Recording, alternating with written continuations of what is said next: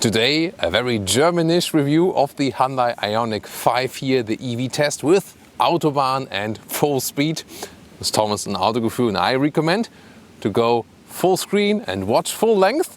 Let's go! What people love so much about the Ioniq 5 is the design. It has this retro style, at the same time it looks modern, and everyone's thinking like, why hasn't VW gone in that direction? Why didn't they just put the Volkswagen Golf 1 design in an electric vehicle? Everyone would have wished that. They did not. Instead, Ioniq or Hyundai put the Ioniq 5 here in this really cool rectangular design. I just love it. LED standard for the main headlamp, and you can see here the daytime running light in this arcade 90s gaming style.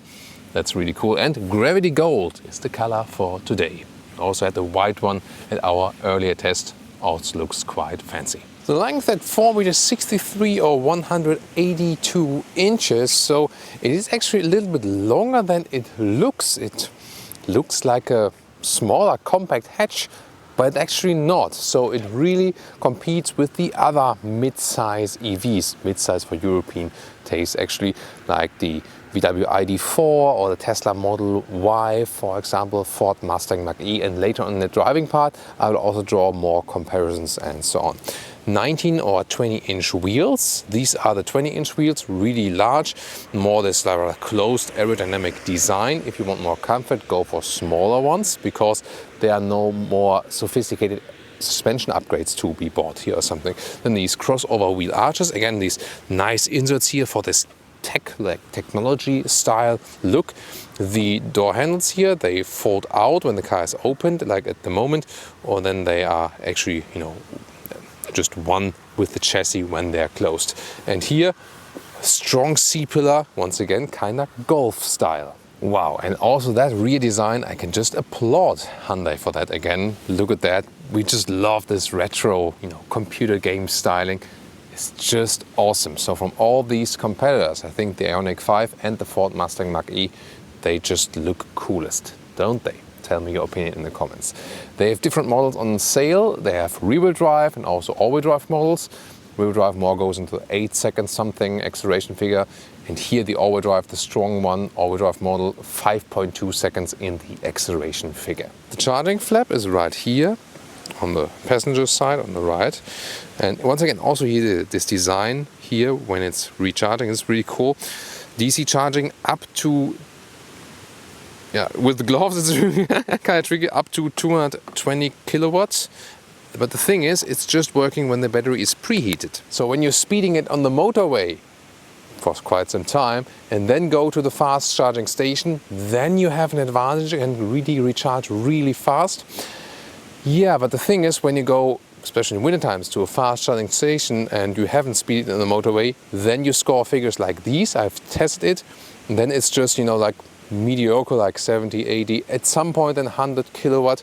And this is not such a big advantage then that you have this 800 volt architecture. So the only advantage really when fast on the motorway, therefore the battery is already warm, then you can also enjoy this high charging speeds. At this point, this vehicle segment here, I rather recommend to go for the biggest battery available because you will need the range at some point or might want the range. And here in summertime about 400 kilometers or 250 miles with the 73 kilowatt hour net battery. In winter times it can go down and more like 300 something kilometers or 190 miles something.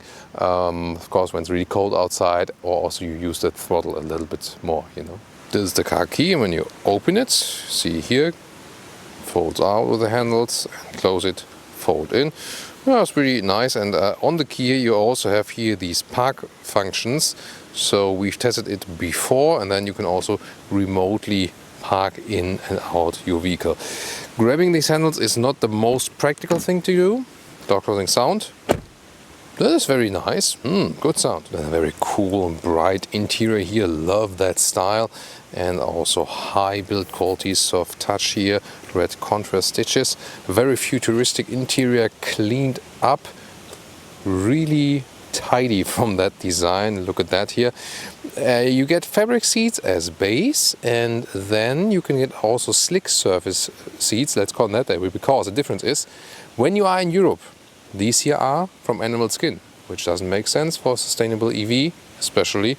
And in the US, they are then high-grade leatherette. So obviously Hyundai thinks that people who love animals are only in the US and not in Europe. Very strange decision. However, what's really cool, look at that here.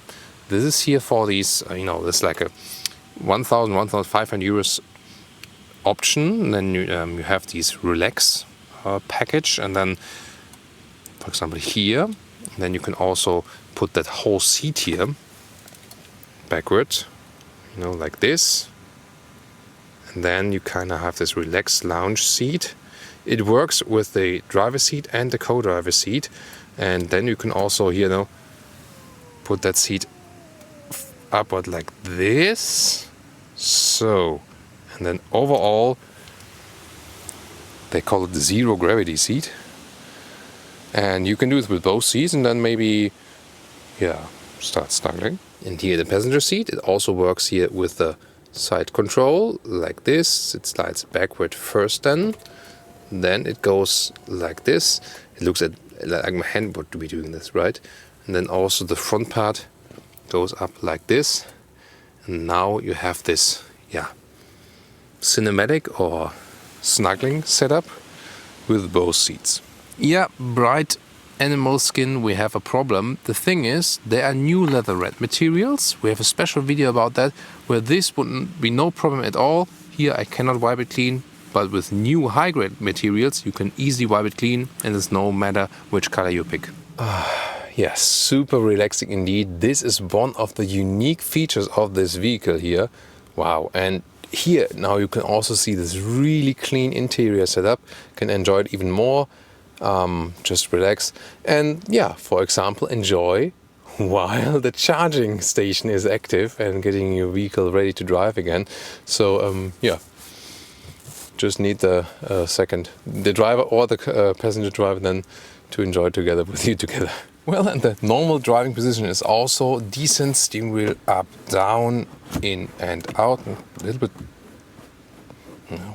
with resistance in that steering column. Wasn't it VWC or Martin Winterkorn at that time wanting that their steering columns worked like the ones from Hyundai? Nowadays it's kind of like the other way around, it seems. Headroom like this, a lot of headroom still left with 1.86 or 6'1". The thing is here, seating position wise, this is not SUV. Maybe a little bit higher than in a normal compact hatch or something, rather crossover alike, but from the other competitors here, rather a normal or lower seating position. Once again, the clean setup, 2 times 12.25 inch screens here and good build quality, soft touch here. This is also a nice area, still a manual volume knob like that. And here the glove box, by the way, it doesn't fold, it slides open. So this car indeed has a lot of unique features. Here on the right you can see the climate unit can be accessed very well. It is #capacitive BS though. I would have wished for a manual climate unit, but at least it's separated and you can easily access it. However, when you want to go for seat heating or the heated steering wheel, you have to go here in the infotainment system, and then here for the heated steering wheel or here for the seat heating. That's definitely too complicated. We used to know other things from Hyundai, that Hyundai has the more simple user interface. At least you can put one hotkey here, for example, and use it that it always jumps to the Apple CarPlay or Android Auto. There's the Bose sound system inbuilt in this vehicle, which gives us indeed a very crisp and clear sound. So indeed like that. And you can see here the CarPlay integration goes all the way over the screen. That looks nice. Most of the time you will use it because here the inbuilt map is kinda old school and has this grappling hook effect from Hyundai and Kia or Genesis, and the normal GPS, the inbuilt ones, are not that well usable. So usually I would rely on the Apple CarPlay or Android Auto one then. This one, by the way, is equipped with that solar roof. I have here these buttons for the volume control, for example. That's good to have it. And here also for the cruise control, I can set it here with hard buttons. And good to have a drive mode selector directly on the steering wheel. Not with turning, but with pressing. And then you can see how these digital instruments adapt to that. Sports mode, eco or normal. And then you can also have, some other displays in there, but not a real map or something. And you can also get a head-up display here with speed and allow speed, and also some GPS information. Yeah, if the calculation would be ready at some point. Lower part, USB-A connector actually. This is the only one that connects the smartphone connectivity. The two further ones here are just for charging. Then you have an inductive charging pad there, cup holders. And what's interesting, by the way, when I put out the rubber thing here, it says left-hand drive. So obviously there must be a unique right-hand drive model, which is then kind of like topsy-turvy or something. Interesting, right? And then here, this is really interesting, some more space underneath. Well, you need some more cables, because these cables here, these multiple cables, they work at every car I've tested, just not here. And it says the cable not supported. I've tested several ones, so this car doesn't like any USB cable. So, and then you can fold up this console, have a lot of space here. And even more interesting, you can move that whole thing. Here you have to grab it here, and then you can slide it backward or forward. And when you slide this middle console forward, by the way, you can see here you also have more space in the middle part than in the rear. And in general, also very nice setup here for the rear, very open atmosphere. Two USB-A chargers there in the middle console, by the way. And then here the adjustments electronically, forward and backward. You can also do that remotely at these other dials there at the passenger seat, or then manually for the inclination. And they are really using that EV platform a lot of space, although I'm driving as a tall person. So really spacious in the rear, a lot of headroom as well. Nice bright ceiling here as well.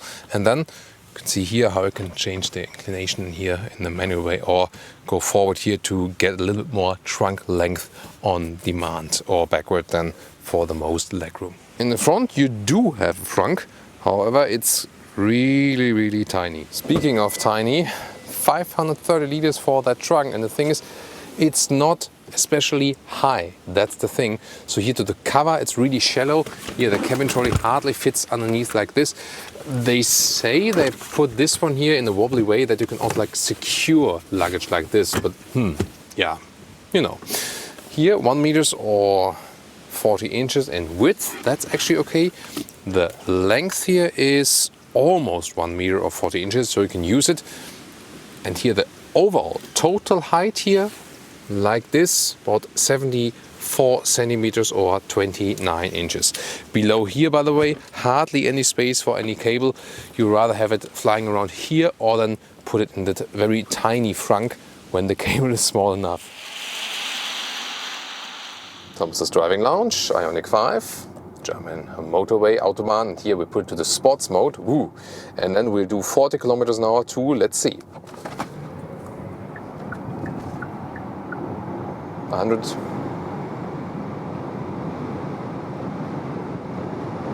150,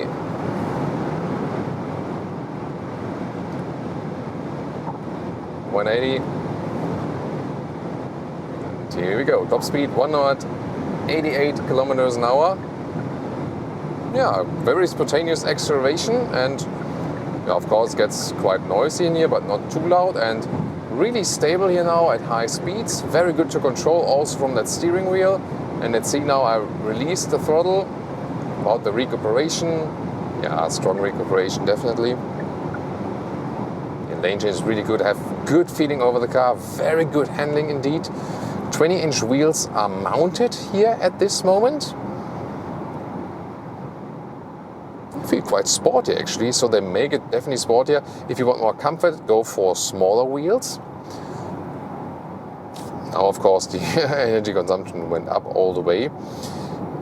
It is not the best vehicle for a higher motorway speed as for the energy economy of course. So the Ford Mustang Mach-E, for example, is more, when you say 130 kilometers an hour, like 70, 75 miles an hour, then the Ford Mustang Mach-E, for example, is more efficient than the Ioniq 5. And the Tesla Model Y is also more efficient than this one here, the higher you go in speed.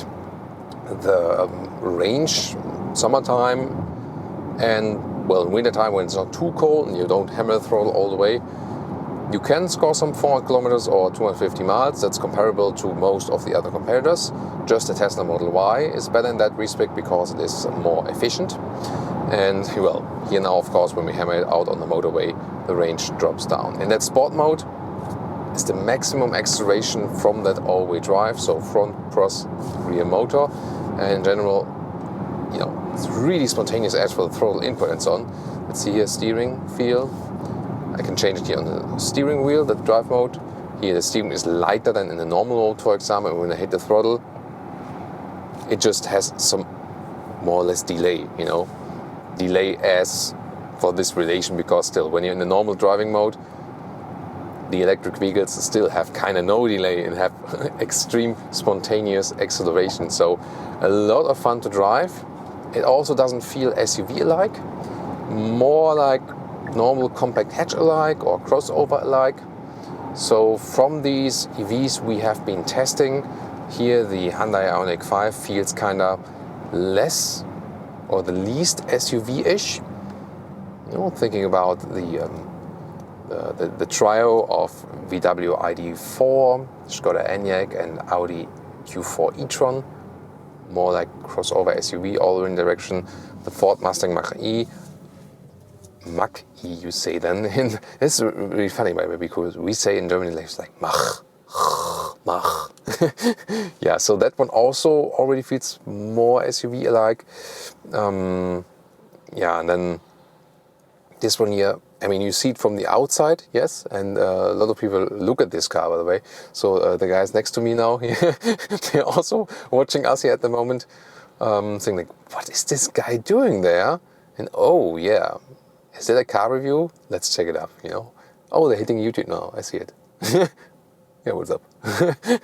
Yeah, so this car is getting the looks, definitely, because it has this modern retro design, can we say it that way? Definitely is. So that's a lot of fun as well, of course, just to look at it. Here, by the way, when I use the turning indicator, you can see here is an additional blind spot feature. Then we have these cameras here. We know that from Hyundai, Kia and Genesis vehicles, this feature is a very nice feature.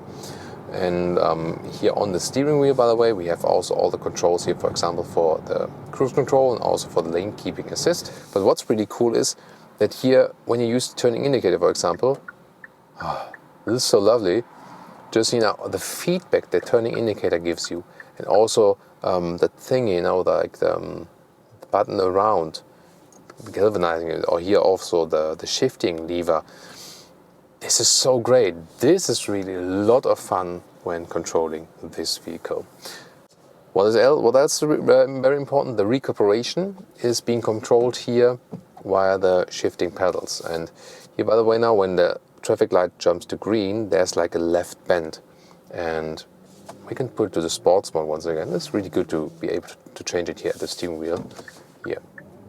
Wow, spontaneous boost. And let's see it now accelerating out of the corner. Really smooth and super. There's no. This is the fun thing about all-wheel drive electric vehicles. You look in the mirror and you think like, am I driving a motorcycle? Because, you know, with motorcycles, your motorcycle driver like, or with electric. Yeah, for driven electric motorcycle, this is really fun as well. Definitely, it's really cool. You accelerate and you look in the mirror and it's like, where is everyone? And the same thing can happen with this one. Of course, it does not have to happen. You can also stay in the eco mode and the throttle input is being reduced, by the way. So here now, cruise control. Let's see also about the lane keeping assist. See, the steering is a little bit nervous as for that. So from competitors, we know, whoa, it's really nervous keeping the car in the lane. Whoa. Of course, it's meant to that you keep your hands on the steering wheel. I was like, Thomas, keep your hands on the steering wheel, please. Yes, of course.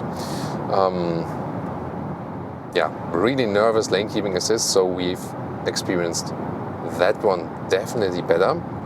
Now we can check once again what if we are at speed already. Let's put it to the sport mode once again. This is why we're in Germany here today. Last time we were in Spain, Valencia, for the Ioniq 5 test. This time we can really flow it out here on the motorway. So I'll put to 80 kilometers an hour and accelerate it out to 150.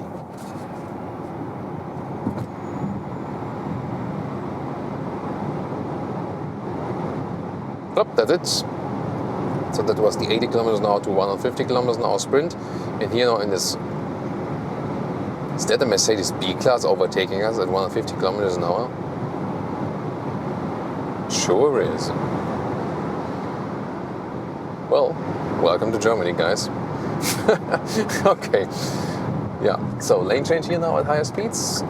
Again, a lot of fun to drive this one. Really cool. It feels definitely way sportier than the looks from the outside promise, actually. What else? As for recuperation, so you can change it here. Holding left pedal, it goes to I pedal. So when I when I leave the throttle now, I was so far in level 3. Even stronger recuperation.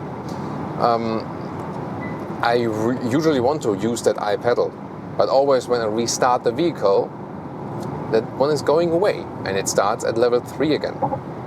Not sure why they're doing that. Why is it not just that this I pedal function is also being saved when I want to use that in that way?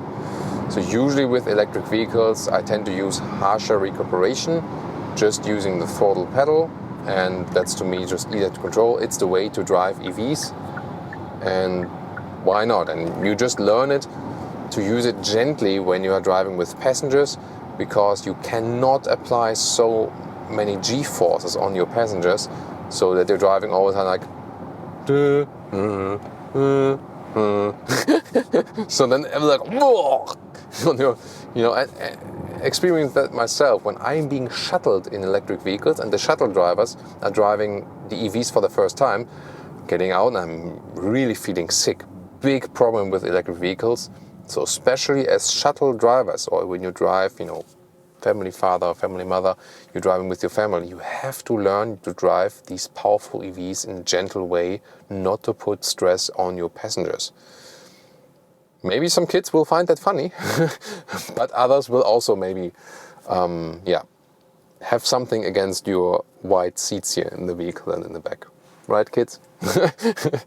Yeah, so about that.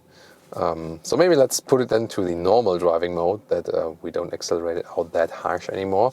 And I'll show you one more time about that difference between the different driving modes.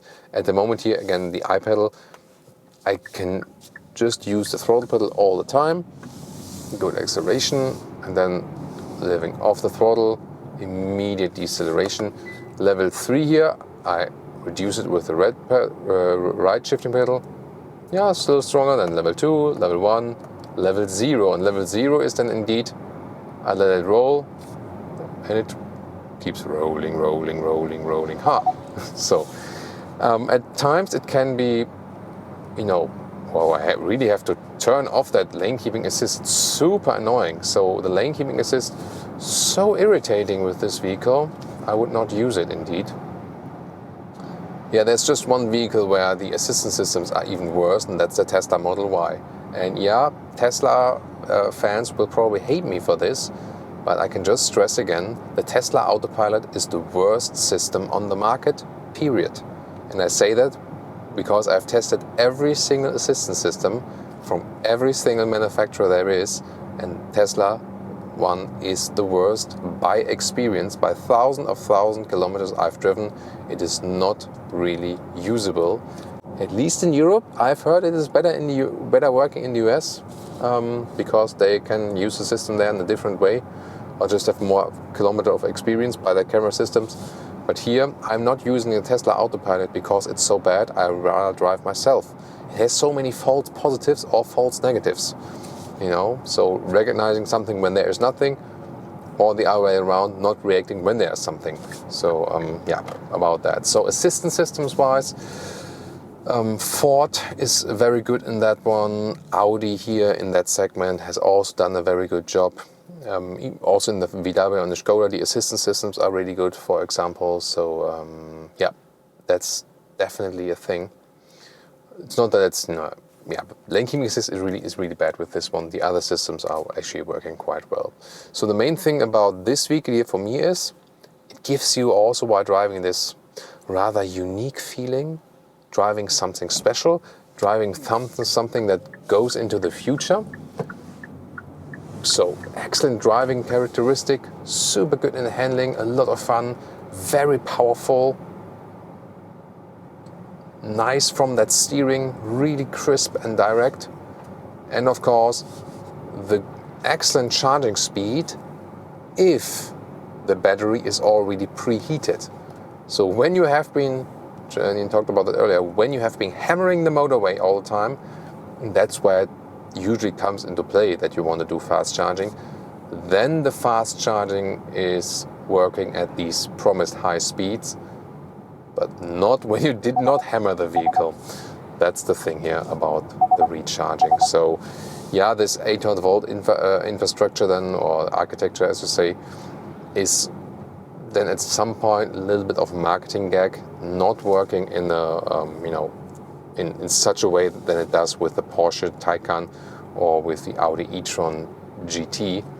But then again, they are also way more expensive.